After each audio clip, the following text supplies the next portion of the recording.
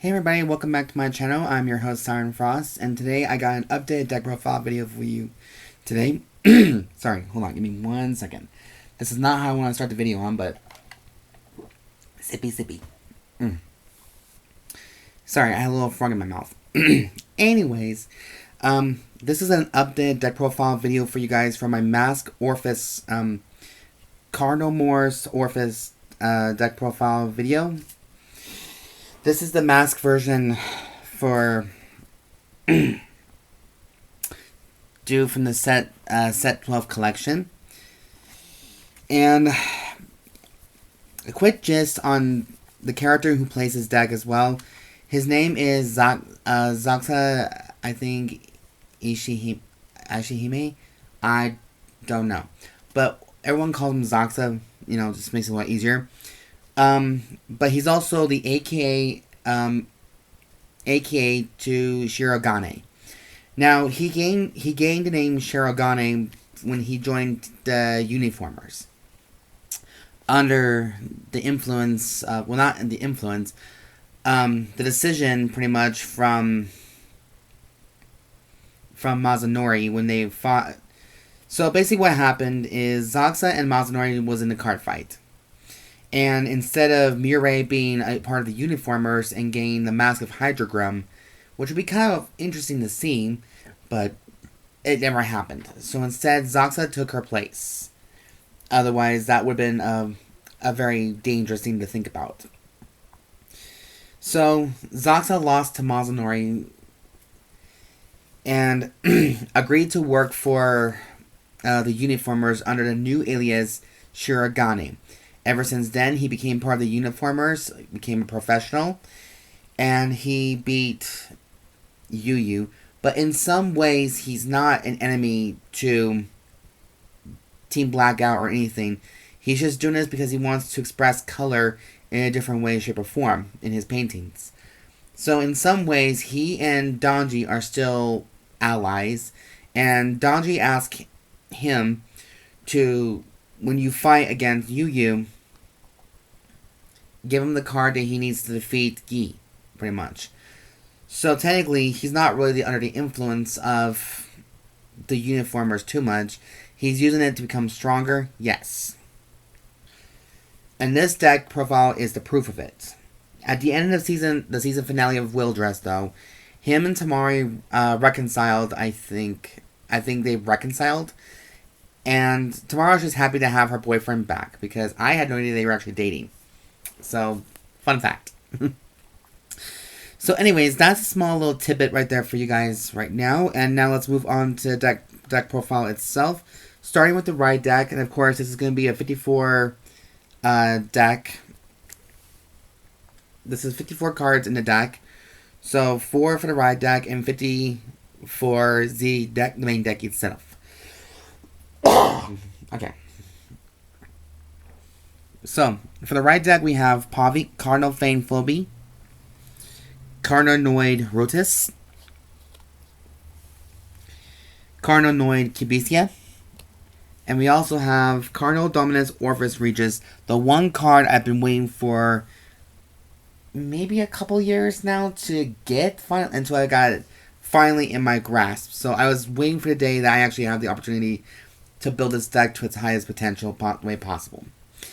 And I gotta say, this new form of Cardinal Dominus / Cardinal Moore's Orfist Masques, this focuses more still on the world set order, like the number of set orders you do, causing their effects became Dark Knight, Abyssal Dark Knight, yada yada yada kind of thing. This deck was topping for a little bit because of that power alone. But I don't know.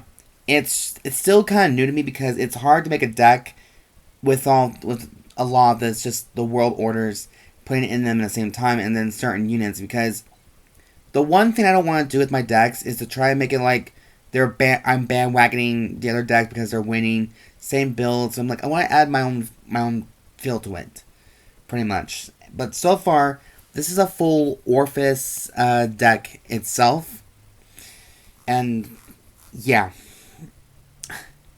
I think that's pretty much all I gotta say. I know, I just don't want to talk too much on here. And yes, we're using the Team Blackout white sleeves for the right deck itself, because he's still a member of Team Blackout, even though he was a uniformer at one point. Now, the trigger lineup has definitely changed since the last time you guys saw the updated version of Orfist Regis.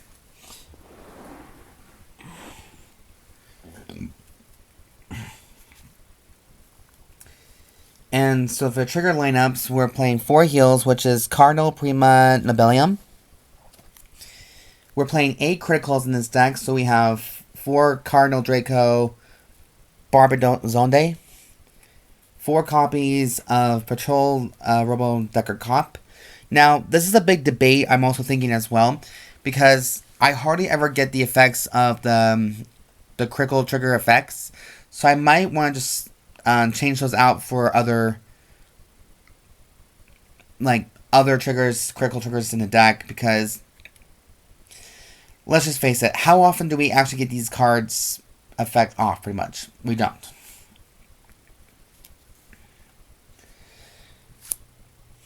Next, we're playing 3 front triggers, of course. This is the Cardinal, Draco, Enpyro. I love this card for this one reason, because it's of its 20k shield value, just in case if you don't have enough to guard against, you have that card to thank for. So, and as long as your opponent is as long as you have a grade 3 or greater Vanguard, and so is your opponent. So that's an important rule. And of course, the one card that everyone hates the most, the overtrigger, Eldobreath. Basically, why? Because this card, when you drew it and you overtrigger it, you basically give your opponent, your front row, one of your units 100 million power, plus you double that. Your front row gets double the power and double the critical trigger. Not critical trigger, double the critical power, so the damage. Unless you just so happen to get 2 criticals on both sides, and that makes up 4 criticals, so that's another thing. That's why this card here is so damn stupid and expensive at one time out of all the other overtriggers. Because this guy here alone fucks you up in more ways than one, in my personal experience. So yes, that is the trigger lineup I'm going with for this deck, and you know, people can say, well, you shouldn't run fronts. You're meant to draw triggers. Sorry, this is not the old school Vanguard anymore. This is the new way of Vanguard. So, tough shit. Okay, so for grade 1s, we're not running too many grade 1s in this deck. I'm only playing 8. So, we're actually using the partner to Orfist Masques, which is Cardinal, Principal, Opart for a place in them. And basically, this little guy is from the set 12 collection. So I'm going to go ahead and read its effect here. When this unit is placed on rearguard, if you have Vanguard with Orfist in its card name, a counterblast 1, search your deck for up to 1 world card, discard it, and shuffle your deck. So this will help you get more world orders in the drop zone faster, and then you place them in the field by the other effects of Orfist Regis, or I think Orfist Masques does it too, but I need to double check that too. Next, other effect. When this unit is retired from rearguard, if your Vanguard is Cardinal, Morris, Orfist Masques, you may call a Shadow Army token to rearguard. So in this version, you superior call a lot more Shadow Army tokens to the field after the attack, and somewhat like that. And of course, we have 3 complete guards, which is my personal choice, and my personal favorite actually. Planet Wall Dragon. I could have gone with the other Violet Dragon as well, but that one's also in Seraph Pure Light's deck. And also we have 1 Elementaria Sanctitude. Now I'm going to be honest with you guys, I hardly ever use Elementaria Sanctitude at some points because it does get banished anyways. So I might actually just take it out and just put the full complete guard in there, because I think the card is meant to have only cards that actually have the triple drive icon on them, like the grade 4s, so this card will not be as strong as it used to be. It's nice to have it in it because it's very expensive, but let's keep in mind one thing, it's like you're only buying it for this one expensive card. I don't know, that's just for me saying to determine that. So there's the grade 1 lineup. And yes, we are using the black Team Blackout scene. So this whole deck is all Team Blackout related. Excuse me. Okay. Oh, excuse me, hold on. Oh, sorry, I have to yawn about that one. Okay.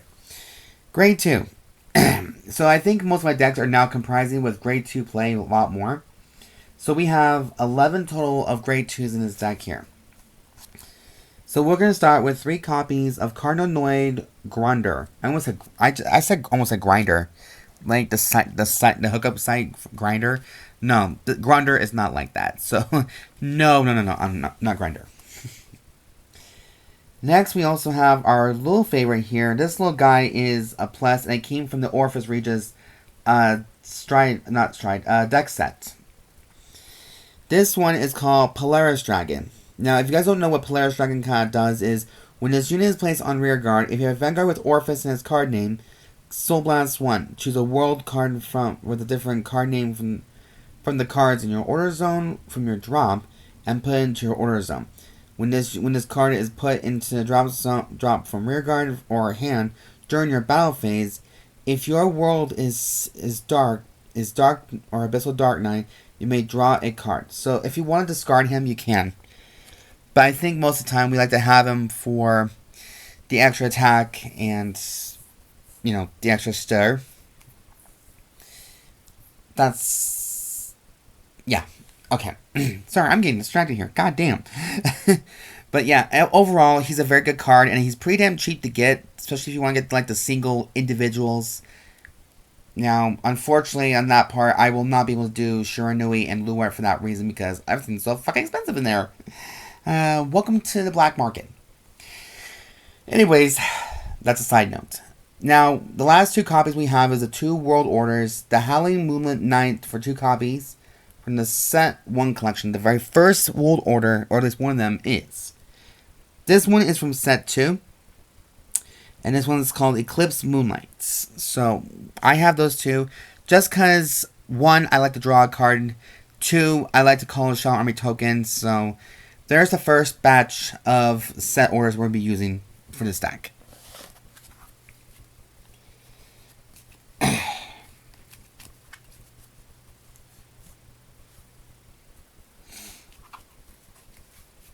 Now, this is where the fun part is. This is all grade 3s at this point. So let me just do it again. There are 15 grade 3s in this deck.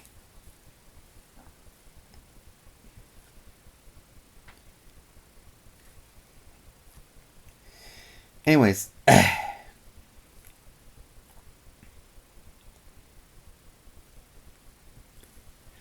So I got 3 more copies of Orfist Regis, just for the Persona Ride ability, in case you don't get the Hydrogram as well. He's also good from the backup plan, so there's that bonus. Next, we also have the main boss's deck, the ace of your sleeve, pretty much, is I have 4 copies of Cardinal Moore's Orfist Regis Masques. Or, not Regis Masques. God damn! Orfist Masques. I'm sorry, I meant to say Orfist Masques. Now, this little guy is from the Set 12 collection as well, and this card cannot be written unless... oh, this card can only be written from a grade 3 with Orfist in his card name. Okay, fair. Now, here's the last 2 effects. One is an act, and the other one's an auto skill. The first one is a 1 turn only. Remove a card with Orfist in its different card name from this unit from hand, soul, or drop, of course. Choose a world card from your drop and put it into your order zone. So it does do the same effect as kind of like Orfist and other stuff. When this unit attacks, Counterblast 1 and put any number of world order cards from the order zone into drop. And call Shadow Army tokens up to the same number of cards you put into the drop with this cost to your rear guard with a unit. Oh, with a unit. There you go. If you called 2 or more tokens, this unit gets +1 drive into the end of the battle. So, that's why this card is very super broken in some ways. Personally, I like it. The next one we have is 3 copies of Cardinal Dragon Novoria from the set 6 collection, and this there used to be a 4 of because of how good the skill actually is. But I might put it back in there as soon as we're done with the Orfist Masques series. But for right now, this is not a bad card to use. Now for the order cards. We have 3 copies of Overcoming an Eternity Grade 3. This is from the Set 3 collection, and it's from an old card, but it's still a very effective one. Basically, it gives your Shadow Army tokens additional 5,000 power when they're called upon. So, there's that one. And then finally, we played 2 copies of the Mask of Hydrogrum. Because, believe it or not, half the time these masks deck are just infected kind of thing. So 2 sometimes are very good. Unless you're Amina Gruzio, you require 4. Draw Jewel requires 4. And even sometimes Almagestar requires 4. But not really a whole lot. So Leonor, Zorga, Orfist, just to a certain extent, is what you can refer to.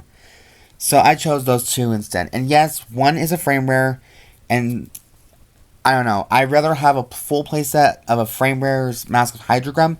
They might drop down really much in price, so I'll be lucky to get those. But I don't know. I digress. And as choice for Shadow Army tokens, I choose only play 6 copies of the Shadow Army tokens. Just because, why not? If you want to play a full 10, you can. If you want to be that big of a flex, but it's not really a flex. I chose 6 because sometimes you just need to have a spare in case something goes wrong. There you go. But that is it for the updated deck profile video of my Orfist Masques deck profile. If you guys have any questions whatsoever about the deck itself, or if I talk too much, sorry for talking too much in this deck profile video. I don't mean to. I just get really excited by telling a lot of details and stuff on a side note. But anyways, that is it for the updated video. I hope you guys enjoyed this video very much so. And if you guys like the content I do create on my channel, please subscribe, thumbs up for this channel, comment down below, and just put your 2 cents in about let me know what your thoughts is about the deck. And if you guys have your own version of the build, I'd be more than happy to hear it. And I look forward to hearing from you guys' comments. Hopefully they're very nice ones. Please, let's not start any negativity here on my channel. Okay? Anyways, that is it for the video, you guys. And as always, I've been your host, Siren Frost, signing out.